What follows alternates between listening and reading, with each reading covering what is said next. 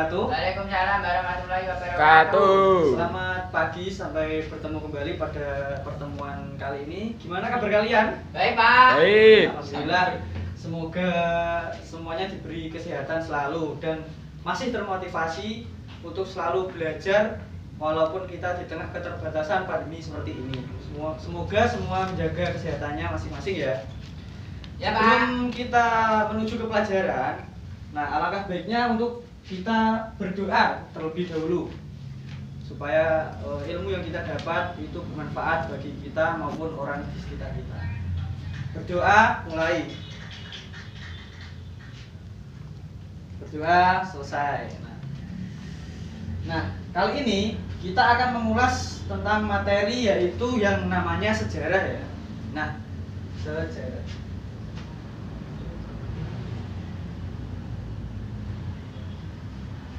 Nah, pada materi kali ini kita tuh berfokus pada sejarah awal kemerdekaan Indonesia.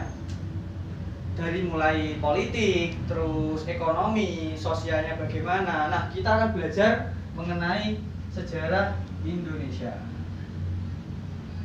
Indonesia pada masa kemerdekaan. Nah, tolong Bapak ingin kalian membuka LKS kalian pada halaman 7, yaitu tentang kehidupan bangsa dan negara di Indonesia pada masa kemerdekaan. Nah, kapan sih kemerdekaan itu? Yaitu pada antara tahun 1945 sampai 1950. Bisa kita tahu pada awal kemerdekaan Indonesia itu sendiri, di Indonesia ini belum stabil, bahwasanya ada ekonominya belum stabil, terus jajaran-jajaran dari pemerintahnya belum stabil juga. Makanya yang namanya itu masa peralihan. Dulu kan Indonesia kan dijajah oleh Belanda sama Jepang ya, beberapa tahun itu, lama sekali kan. Nah, pada masa itu kita itu sangat tertindas, kekayaan kita dirampas, lalu kita diperbudak oleh yang namanya bangsa luar, yaitu Jepang dan Belanda. Kalian sudah buka ya halaman 7 tadi kan, yaitu tentang materi tentang awal kemerdekaan dari Indonesia. Nah, poin selanjutnya Bapak akan menjelaskan tentang kondisi politik yang ada di Indonesia. Nah, pada awal kemerdekaan kita, yaitu Indonesia itu membentuk yang namanya BPUPKI, itu guna mempersiapkan kemerdekaan Indonesia. Nah, pembentukan BPUPKI sendiri dari rumusan 3 tokoh bangsa, yaitu Bapak Muhammad Yamin, terus Bapak Supomo, Bapak Insinyur Soekarno. Nah, yang kedua ada pembentukan Panitia Persiapan Kemerdekaan atau yang bisa disingkat PPKI. Bukan PKI ya, kalau PKI itu partai. Kalau PPKI ini Panitia Persiapan Kemerdekaan Indonesia. Nah, terbentuknya Indonesia sendiri itu berdasarkan adanya pengesahan undang-undang, pemilihan presiden dan wakilnya, serta pembagian wilayah, pembentukan menteri-menteri, pembentukan Komite Nasional Indonesia atau KNIP, terus membentuk Kekuatan Persatuan Pertahanan atau yang dinamakan TNI. Nah, semua unsur tadi itu bisa memelopori terbentuknya bangsa Indonesia ini. Nah, seperti kalian tahu, kalau kalian bertanya-tanya dulu itu gimana ya terbentuknya Indonesia kok kayak gini. Nah, ya itu semua itu sudah dipersiapkan pada masa awal kemerdekaan kita setelah lepas dari Belanda dan Jepang.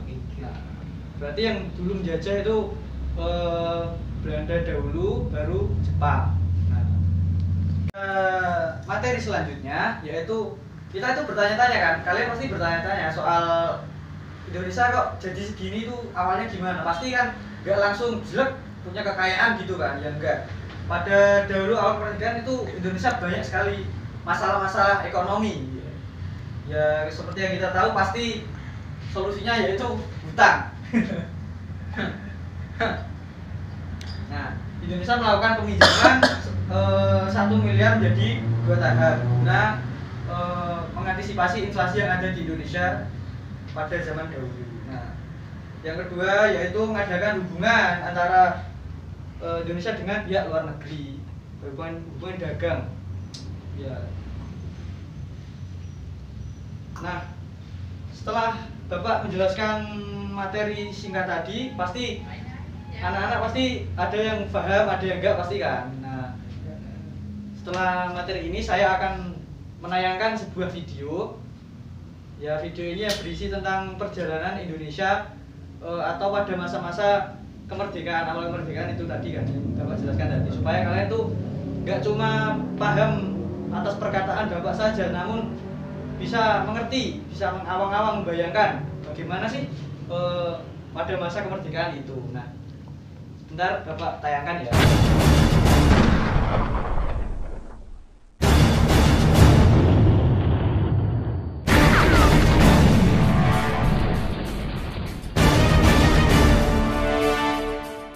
(1945) menjadi masa penting dalam sejarah dunia.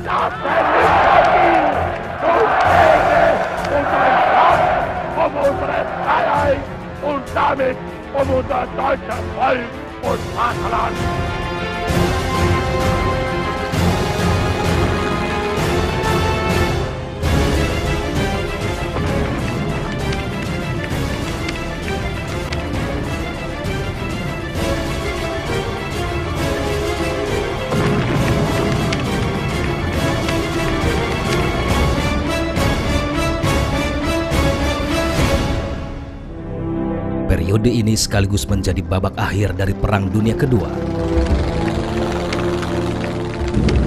Are contained in the instrument of surrender now before you. In the instrument of surrender now before you. Proklamasi.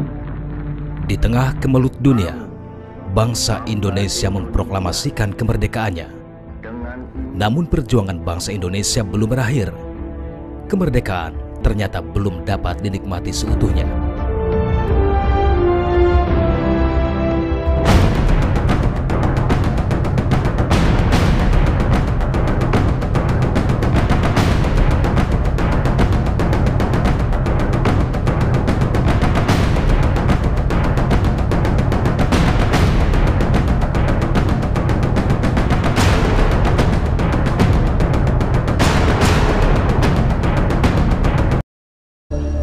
Kemerdekaan Indonesia masih berusia seumur jagung ketika Sekutu menjalankan misi internasionalnya. Di bawah komando Lord Mountbatten, tugas mengurus tawanan perang dan pelucutan tentara Jepang dijalankan oleh Allied Force Netherlands East Indies atau AFNI. Untuk daerah Sumatera dan Jawa, pimpinan tugas AFNI diemban oleh Letnan Jenderal Sir Philip Christison. Kala itu, di Indonesia terdapat sekitar 70.000 tawanan perang dan internira yang tersebar di seluruh Pulau Jawa. Sebelum kedatangannya ke Jakarta, Sir Philip Christison dalam pernyataannya di sebuah radio Singapura sempat menyatakan bahwa Sekutu hanya akan menjalankan tugas kemiliteran dan tidak mau ikut campur dalam politik dalam negeri Indonesia. Tidak mengetahui rencana Sekutu dan Belanda di balik misi pemulangan tawanan perang dan pelucutan tentara Jepang, bangsa Indonesia awalnya tidak menentang kedatangan Sekutu.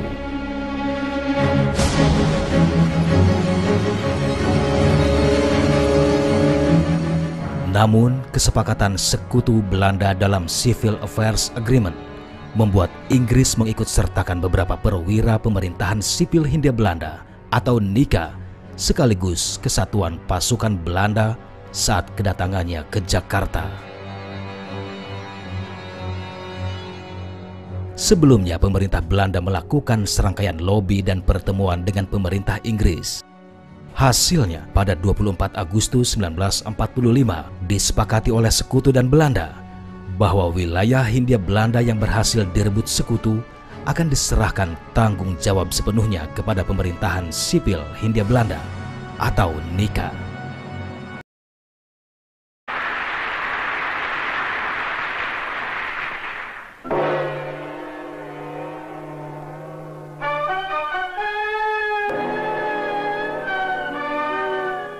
The Republic of Indonesia is not one land, but 3,000 islands sprawling along the equator in the far Pacific. An agricultural nation that is also richly blessed with an abundance and variety of natural resources. Rubber from Indonesia makes up 1/3 of the world's supply. Her oil reserves are the largest in the Far East.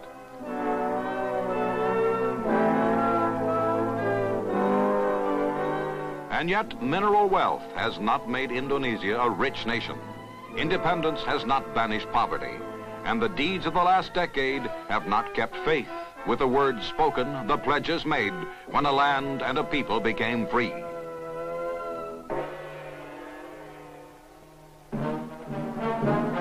The Hague, capital of the Netherlands, December 1949, the end and the beginning. Indonesia throws off 350 years of colonial chains. Hopes are high, promises bright, as Queen Juliana signs the proclamation granting sovereignty to the islands of the Dutch East Indies. For Ahmed Sukarno, the battle is ended, the victory is won. He has schemed and plotted, worked and prayed for this day. 30 years of struggle, many of them spent in Dutch prison cells, have made Sukarno a national idol, the hero of the liberation movement, the George Washington of Indonesia.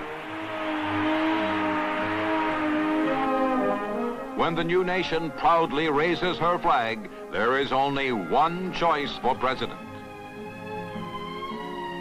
On August 17, 1950, with the Quran, Islam's holy book, held at the back of his head in traditional manner, Ahmed Sukarno takes the oath of office as President of the United States of Indonesia.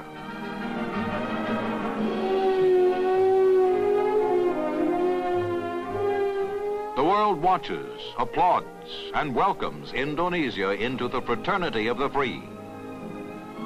Now she can find her own future and determine her own destiny.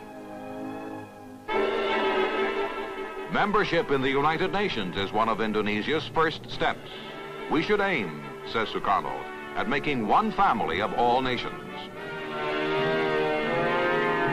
Touring the United States, he stands with his son at the Lincoln Memorial, visits the Jefferson Memorial, and speaks in reverent tones of democracy and all that it means to Indonesia. Tadi kan, apakah mengerti? Bisa membayangkan kan Indonesia pada zaman dahulu itu bagaimana? Nah seperti itu tadi gambarannya. Nggak seperti zaman sekarang yang serba teknologi itu maju, kalian bisa main HP seenaknya, bisa internet sepuasnya. Tapi kalau zaman dahulu itu kita itu pada zaman-zaman masih berjuang untuk jadi maju lah, untuk sampai detik ini sekarang ini. Nah pada akhir pertemuan ini Bapak akan memberikan tugas pada kalian. Ya, nah tugas ini nggak sulit kok, tapi Bapak akan menilai melihat dari segi kalian serius mengerjakannya atau tidak. Nanti Bapak akan memberikan apresiasi berupa hadiah kalau tugas kalian menarik. Nah, nggak membosankan juga, soalnya ini tugasnya bisa kalian cari-cari di internet atau di lingkungan kalian lah, yaitu menelaah bangunan-bangunan peninggalan pada zaman Belanda maupun Jepang. Nah, kalian telaah itu apa cerita-cerita dari lingkungan kalian itu bangunan apa, dari siapa, digunakan untuk apa. Nah, itu tadi. Simpel kan? Nah, dikumpulkan pada pertemuan berikutnya ya. Bapak kira cukup pertemuan kali ini. Semoga ilmu yang bermanfaat, semoga kalian paham. Tetap jaga kesehatan, jaga imun. Assalamualaikum warahmatullahi wabarakatuh.